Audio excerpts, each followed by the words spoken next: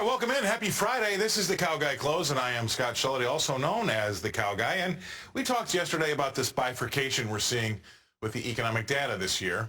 And the sentiment surveys, or the soft data as we call them, have been decidedly negative, while the hard data like jobs and wages has been coming in pretty good.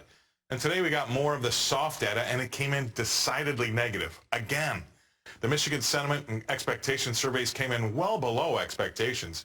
And to put it simply, investors and business leaders are at best cautious about the future of our economy. I say, who can blame them? I mean, the stock market has been held up by just a few companies. Get a load of this. The S&P is up roughly 8% this year, right, year to date. If those 500 stocks were all equally weighted, the index is up only 0.6%, just over 0.5%. That's a pretty big disparity, and I think that tells a great story. This equity rally is terribly narrow. And as any good coach will tell you, the closer your feet are together, the easier it is for you to topple over.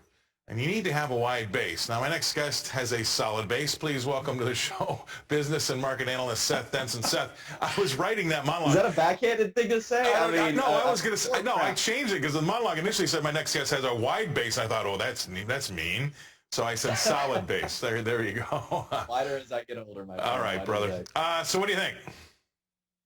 Listen, I mean, here's the deal, and I think I wrote it in some of the thoughts. Ashley and I were going back and forth together. All these experts that have had all these opinions for the last year and a half, that's great. Expert opinion doesn't mean crap. Hard data does. Expert opinion is bovine feces, as we would say here in Texas. I really care about what the data says. Now, what I do think, though, this sentiment says, I think that is an indicator. And if we don't start reading the tea leaves of what's going on here, and again, I looked at last week's jobs report, and I think I even said it at one point. If you look at where things are, you got job postings that are down 30% year to date. You've got 6 months retraction in manufacturing, higher borrowing costs, banks are failing. The IMF is lowering their expectation for the global economy, and U.S. productivity is down 3%.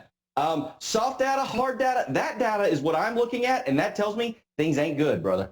Well, the only thing I would say to that is, other than the play, Mrs. Lincoln, other than the play, Mrs. Lincoln, how was your night? So I think, I think that's where we stand, and I agree with you. So, this is an unsolicited point of view, but I know that we've had Kenny Polcari and a few other guys. Some folks are now starting to bail from this idea that we're going to start to see a sell-off in the market, in the equity market, for one thing, because it's not happening. We keep getting this negative news, and the market just doesn't really react to it like you think it's going to.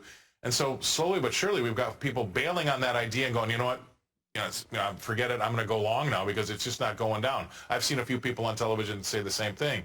But I think that's just exactly what the market needs to finally do go down. What do you think?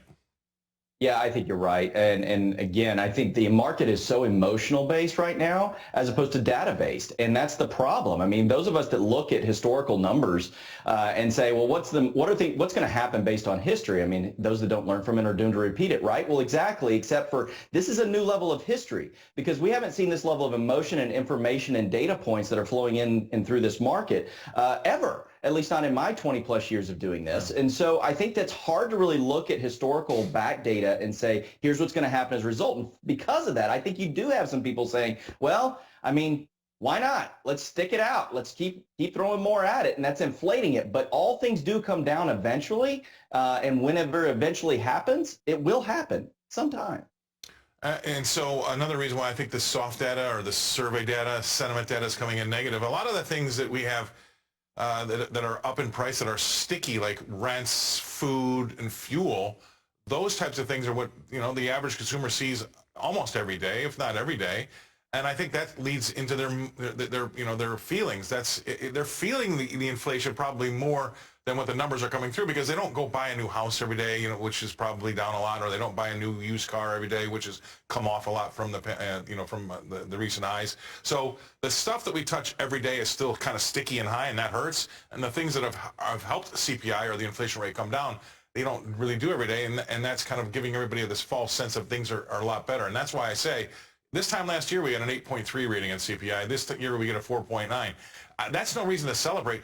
It's still going up, but at a slower pace, and 5% is still too high.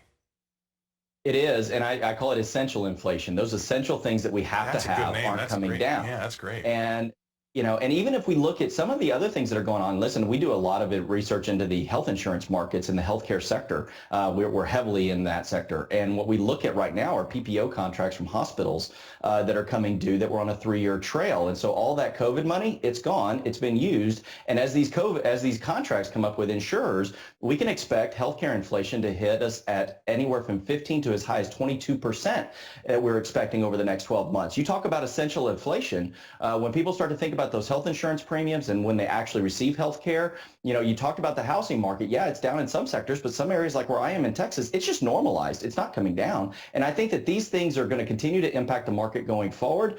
Inflation, while it may be showing at 5%, those essential things, not even close. Right, and that's what I say to this the average person on the street. If you try to go in your Kroger or your Piggly Wiggly, whatever you shop at, see if you can get out for only 5% more than you paid this time last year. There is absolutely no way you can do that. I mean, it's closer to 15%. And I don't know about you, but everything that used to be 35 or 40 bucks feels like it's now 100. Yeah, I went and bought a gallon of milk the other day, and I told my wife, I said, I'm not doing that again. She goes, we need milk. I was like, yeah, but I cried.